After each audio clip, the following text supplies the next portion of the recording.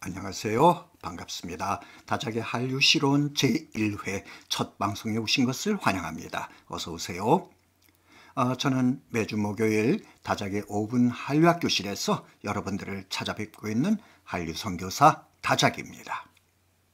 한류의 학술적 토대 마련과 한류이즘, 한류토피아의 구현에 초점을 맞춰 프로그램을 진행하다 보니까 그동안 시의성 있는 한류 이슈들을 소홀히 다룰 수밖에 없었습니다. 해서 이런 문제를 해소하는 방법으로 새로이 다작의 한류 실온을 기획하게 됐습니다. 다작의 5분 한류학 교실과 더불어 부정기 편성이지만 자매 프로그램인 다작의 한류 실온에도 여러분들의 많은 관심 부탁드립니다. 다작의 한류 실온 첫 번째 주제는 BTS가 던진 병역 특례의 문제입니다. 최근 BTS의 병역 문제가 큰 사회적 이슈가 되었었죠. 맏형 진의 자진 입대 선언으로 논란이 잠잠해지긴 했지만 병역 특례라는 폭발력 있는 사회적 논란의 불씨는 여전히 남아 있습니다. BTS가 던진 병역 특례의 문제. 병역법 33조 7항은 예술체육요원의 편입에 관해 다음과 같이 기술하고 있습니다. 병무청장은 대통령령으로 정하는 예술-체육 분야의 특기를 가진 사람으로서 문화체육관광부 장관이 추천한 사람을 예술-체육요원으로 편입할 수 있다. 젊은 예술-체육인들이 경력 단절 없이 계속해서 활동할 수 있도록 특혜를 주는 제도입니다. 보충력 명을 받고 예술요원, 체육요원으로 편입되면 약 4주간 기초군사훈련을 받은 뒤 사회로 복귀해서 34개월 동안 자신의 분야에서 일하며 사회공헌활동 544시간을 이수하면 된다고 합니다. 그런데 이렇게 좋은 제도가 왜 사회적으로 논란을 빚고 있는 것일까요? 여기서는 두 가지 측면, 즉 병역 특례 기준 적용의 모호성과 대중예술을 대하는 일반인들의 인식적 요인을 중심으로 이야기를 진행하고자 합니다. 병역 특례 자격 기준은 다음과 같습니다. 예술요원의 자격은 국제예술경연대회 2위 이상, 국내 예술경연대회 1위 입상자, 5년 이상 중요 무형문화재 전수교육 이수자, 국제대회가 없는 국악, 한국무용, 미술 등의 국내 대회 입상자 등입니다. 이 기준은 병역 특례 대상이 될 수 있는 예술요원의 자격이 순수예술이나 전통예술을 하는 순수 아티스트들이어야 함을 확인시켜 줍니다. 체육요원의 자격은 여러 차례의 법 개정을 거쳐서 2020년 6월 이후 올림픽 3위 이상, 아시안게임 1위 등으로 그 자격을 정하고 있습니다. 예술요원과 마찬가지로 스포츠 또한 순수 아마추어 선수여야 함을 확인시켜 줍니다. 물론 올림픽이나 아시안게임 조직위원회에서 와일드카드 제의를 활용해서 프로 선수들의 올림픽, 아시안게임 부분 참여를 허용하고 있는 것도 사실입니다. 그러나 병역 특례의 기본은 순수 아마추어 선수가 그 대상입니다. 그런데 문제는 병역 특례 제도의 법적, 제도적 모호성에서 출발합니다. 규정은 순수 예술인, 순수 스포츠 선수를 대상으로 한다고 정하고 있습니다. 다시 말해 특례 자격의 기본이 순수라는 것입니다. 그러나 정작 자격 심사 기준인 순수가 지켜지고 있는가? 예를 들어 아마추어 대회인 올림픽이나 아시안게임 조직위가 프로 선수들의 대회 참여를 부분적으로 허용한다고 해도 프로는 프로입니다. 그 신분의 변화가 있는 것이 아닙니다.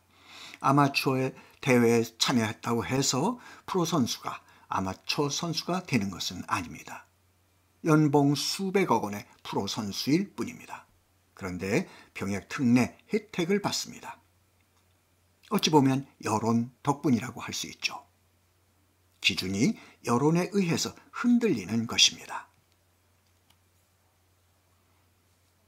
BTS가 던진 병역 특례 문제는 이 같은 법적 제도적 모호성뿐만 아니라 대중예술에 대한 오랜 뿌리 깊은 역사적 편견, 즉 대중예술을 바라보는 일반인들의 인식적 요인에서도 그 원인을 찾아볼 수 있지 않을까. BBC 코리아는 미디어 리얼 리서치 코리아에 의뢰해서 BTS의 병역 특례 어떻게 볼 것인가에 대한 설문조사를 실시했습니다. 지난 4월 15일부터 26일까지 성인 5,039명을 대상으로 한 설문조사 결과 응답자의 36%가 일반인들과 달리 한류 인기에 따라 병역 기준을 나누는 것 자체가 불공평하다고 응답했습니다. 많은 수의 사람들이 가장 높은 비율로 BTS의 군 면제를 불공평하다고 보고 있는 것입니다. BTS는 여러분도 잘 아시다시피 2018년 Love Yourself.t로 미국 빌보드 메인 앨범 차트 빌보드 200 1위에 오른 이후 올해 새 앨범 Proof까지 통산 6번 빌보드 정상을 차지한 세계적인 그룹입니다. 2020년 9월에는 빌보드 메인 싱글 차트 핫100에서 한국인 최초로 1위를 차지했습니다. 이듬해인 2021년 11월에는 미국 3대 음악 시상식으로 꼽히는 American Music Award AMA에서 대상인 Artist of the Year 올해 아티스트상을 수상했습니다. 그리고 인기 있는 듀오 그룹상과 인기 있는 팝 음악상까지 휩쓸면서 3관왕에 올랐습니다. BTS의 이 같은 활약이 국위 선양, 문화 창달 면에서 다른 병역 특례자들과 비교해서 부족한 부분이 있는 것일까? 혹여 우리의 뿌리 깊은 오랜 역사적 편견, 대중예술 종사자들을 광대, 딴따라라고 부르며 천시하던 과거 속 흔적들이 21세기 아직도 우리의 무의식 속에 잠재 있는 것은 아닐까 생각해 보기도 합니다. 기우이기를 바라면서 말이죠. 지금은 한류 시대입니다. 새 시대는 새로운 시각으로 바라봐야 합니다. 한류 시대의 키워드는 문화 콘텐츠입니다. 문화 콘텐츠의 관점에서 한류 시대를 바라봐야 합니다. 그런데 병역법은 1973년부터 지금까지 반세기를 50년 가까이 모호성을 그대로 둔 채 순수도 아닌 순수로 예술체육요원의 자격을 결정하는 근거가 되고 있습니다. 그렇다면 2000년대 초 등장한 신조어 문화 콘텐츠, 그가 보는 예술과 체육은 무엇일까요? 문화 콘텐츠의 개념을 이해하기 위한 핵심 키워드는 주체, 객체, 서비스입니다. 주체는 생산 주체, 객체는 소비 주체, 서비스는 생산 주체가 객체에게 제공하는 상품, 문화 콘텐츠입니다. 여기 있는 그림은 문화 콘텐츠의 커뮤니케이션 구조도입니다.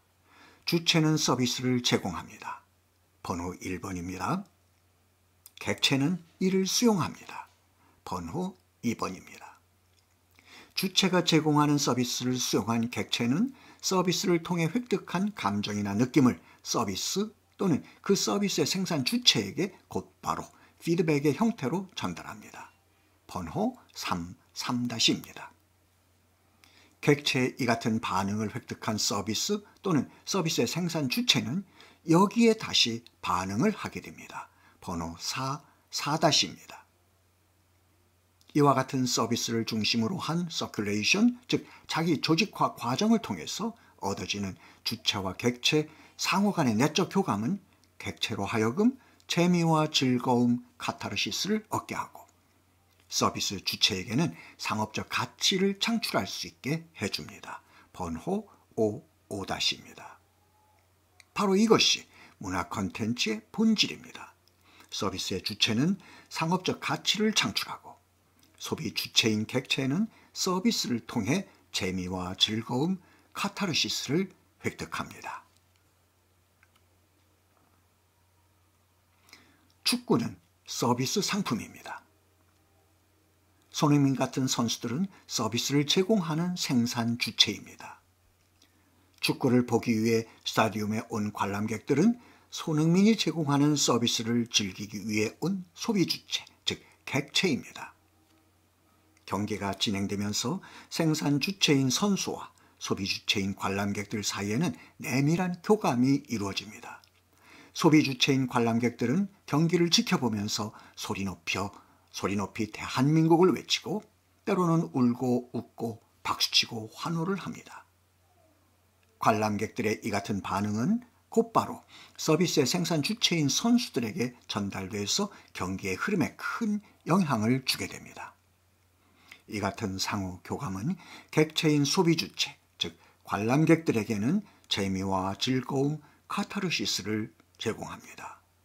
그리고 선수를 포함한 서비스의 생산 주체들은 관람객들이 낸 입장료 수입, 중계료 수입 등 다양한 수익원을 통해서 재화를 창출합니다.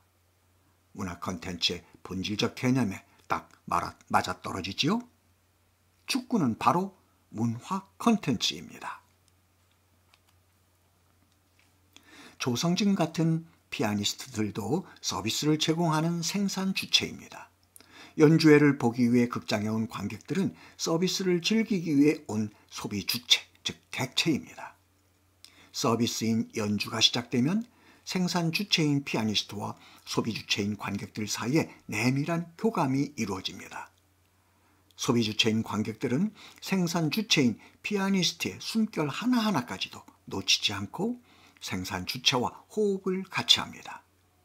객체인 관객들의 이 같은 반응은 곧바로 생산 주체인 피아니스트에게 전달되고 피아니스트는 이에 더 멋진 연주로 보답합니다. 이 같은 주체와 객체 사이의 내밀한 교감은 객체인 소비 주체, 즉 관객들에게 재미와 즐거움, 카타르시스를 제공합니다. 그리고 피아니스트를 포함한 서비스의 생산 주체들은 관객들이 들어올 때 지불한 입장료와 스폰서십 등으로 재화를 창출하게 됩니다. 클래식 연주에도 문화 콘텐츠 맞죠? 이처럼 21세기 새로운 한류 시대에는 과거 순수 예술, 순수 체육으로 분류되던 모든 문화 스포츠 장르들이 문화 콘텐츠의 범주 안으로 모두 포용이 됩니다. 자, 그런데 축구도 되고 클래식도 되는데 왜 K-팝은 병역 특례 적용이 돼서는 안 되는 것일까요? K-팝도 문화 콘텐츠입니다. 드라마와 더불어 한류를 있게 한 가장 대표적인 문화 콘텐츠입니다. 드라마가 없었다면, 그리고 K-팝이 없었다면 지금의 한류도 없습니다. 이런 논란의 와중에 BTS의 마티형 진이 신성한 국방의 의무를 다하겠다고 용기 있는 결단을 내렸습니다. 도망치지 않았습니다. 해서 사회적 논란도 주춤해졌습니다. 그러나 병역 특례 문제는 언제든지 다시 점화될 수 있는 폭발력을 가지고 있습니다. 자, 그렇다면 해법은 무엇일까요? 존치와 폐지 두 측면에서 살펴보겠습니다. 병역 특례 제도의 존치를 위해서는 무엇보다 먼저 순수란 이름의 병역 특례 적용 범위의 모호성을 걷어내야 합니다. 프로 선수도 순수가 되는 한류와 문화 콘텐츠라는 개념이 없던 50년 전의 순수를 기준으로 예술, 체육, 요원의 범위가 결정되어서는 안 됩니다. 한류 시대에 걸맞게 한류가 낳은 새로운 문화 콘텐츠의 개념적 관점에서 공평하게 예술, 체육, 요원의 특례 적용을 이야기해야 합니다. 왜냐하면 지금은 새 시대, 새로운 시대, 우리의 대중예술이 세계 문화사를 선도하는 한류 시대이기 때문입니다. 아울러 병역 특례 제도의 존치를 위해서는 대중예술에 대한 우리들의 인식, 뿌리 깊은 오랜 역사적 편견을 깨야 합니다. 오늘의 대중예술은 더 이상 예전의 광대 예술이 아닙니다. 딴따라라고 천시하던 그 시절의 예술이 아닙니다. 대중예술은 우리들의 미래 먹거리입니다. 우리가 창조해가야 할 한류토피아, 한류이즘의 모태입니다.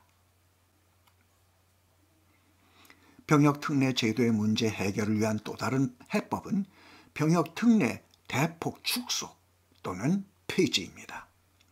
어쩌면 이 둘은 같은 것일 수도 있습니다. 방아쇠를 당길 수만 있다면 누구나 다 신성한 국방의 의무를 이행해야 한다는 기본 정신에 입각해야 합니다. 역사적으로 예술, 체육, 요원에 대한 병역 특례는 1960년대, 70년대 정말로 어렵게 살던 시절 처진 어깨를 한 국민들에게 꿈과 희망을 심어주기 위한 전략적, 정책적 수단으로 채택된 특별한 병역제도입니다.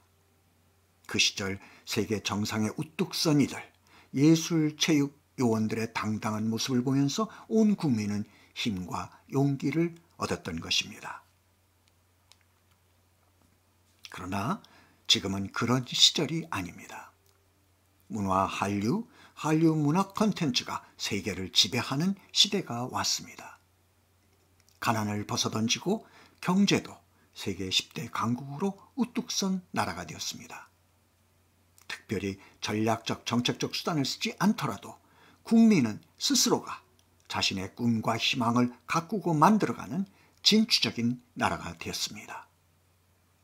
국위 선양과 문화 창달이 몇몇 예술 체육 요원에 의해 이루어지던 어렵고 힘들었던 시대를 우리는 이미 넘어섰습니다. 병역 특례 제도의 대폭 축소 또는 폐지가 논의될 수 있는 시점이 된 것입니다. 병역 특례 제도의 대폭 축소 또는 폐지가 가져올 문제는 이 분야의 전문가들이 명쾌하게 해법을 제시할 수 있을 것입니다. 우리는 지금 그런 세상, 한류 시대에 살고 있습니다. 감사합니다.